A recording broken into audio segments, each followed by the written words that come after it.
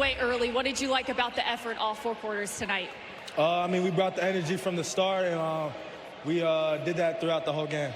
6 guys in double figures. How is sharing the ball leading to so much success? I mean, we got so many great players just moving the ball. You know, we're getting great shots, so yeah.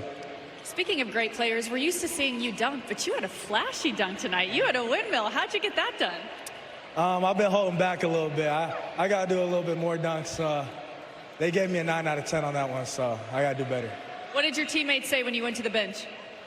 They gave me a 9 out of 10. They said it wasn't good enough, so I'll do some cooler stuff later on.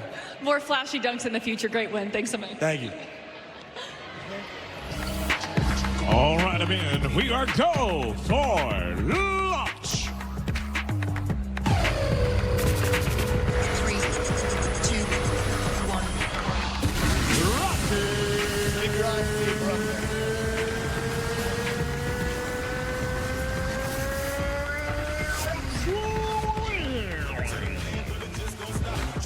Well, man, Thompson has typically been more steak and sizzle, but he just promised us some more sizzle. 21 points to windmill. Rockets wallop the Jazz here, the final 140 to 106. They have won 5 in a row. We'll be back with more in just. Team effort tonight, 6 Rockets in double figures. They shot 55% from the floor, made 15 of their 32 threes, led by as many as 37. Never trailed, picked up their biggest win of the season, and tied a season high for points of the game. All Rockets tonight, 140 to 106. Now, as we were discussing throughout the show, the Rockets will head out west for a couple of games starting on Sunday. Now, we will not have the game for you on Sunday in San Francisco, so our next telecast on SCHM will be on Tuesday from Phoenix. Our coverage will begin at 9:30 p.m. And so for Ryan Hollins, Vanessa Richardson, and our incredible crew here at Toyota Center, I am Craig Ackerman. A reminder, don't go anywhere because Rockets postgame, presented by Academy Sports and Outdoors with Vanessa and Calvin, starts right after this.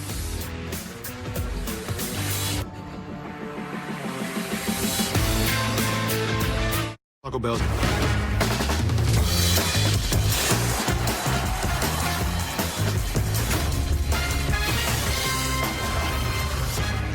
It's Rockets post game presented by Academy Sports and Outdoors. We are in a good mood as the Rockets blow out the Jazz. Final score tonight, 140-106. One of those wins that you expect, but you never know in the NBA, and the Rockets got it done tonight. We're going to go right to our Fun Can't Lose, presented by Academy Sports and Outdoors, and for that, you know his name, Kevin Durant.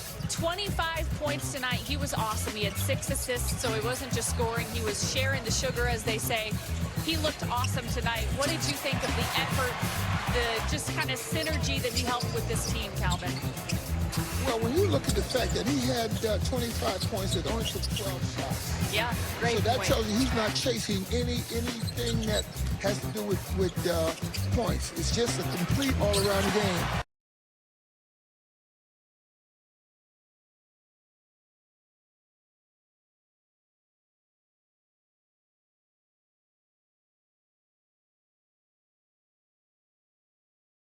The thing that he's starting to do more and more is just lead by example. The Rockets had 30 assists tonight, and they had 30 assists because nobody was trying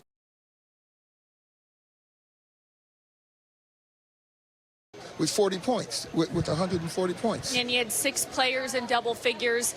Sharing the ball, moving the ball, almost always leads to success, especially with this Rockets team. You know, I was asked, who's the best shooter on the Rockets team? I know who's the best scorer. I don't know who the best shooter is. Getting a chance to get their shots now. It depends on what night it is and what team they're playing is the better shooter. All right, well, we saw something extremely rare tonight. Not only did we see a flashy Amin Thompson.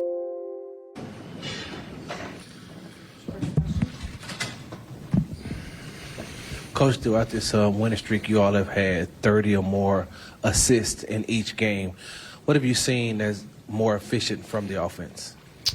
Variety, less isolation, stagnant offense, more off-ball movement, and, touching the paint. Paint touches, we chart that, and the more the better.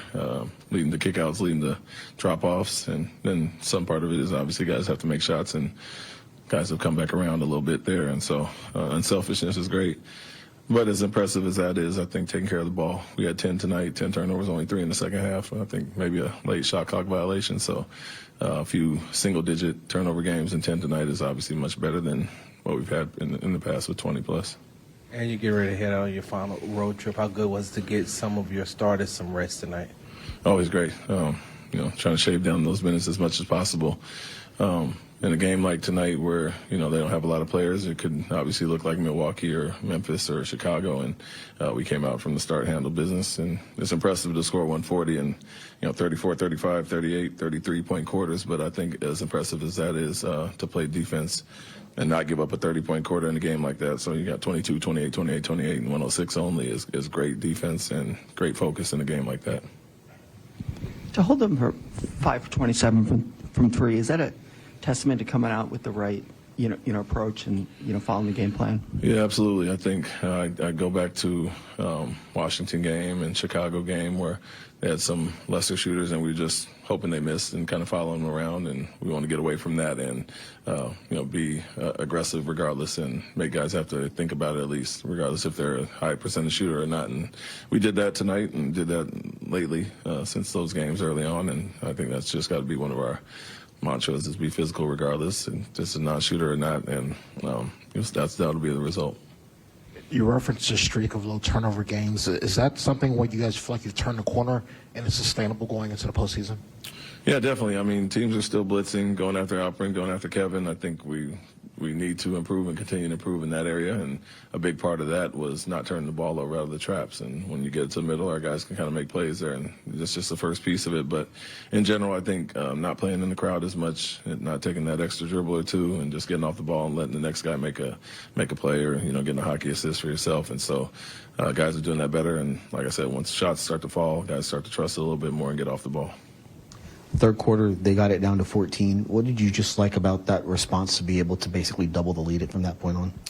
Yeah, I mean, it was a big 3 from Reed, and then we got out and got another quick basket. Good to bounce back, and, we were up 23 at one point in that quarter.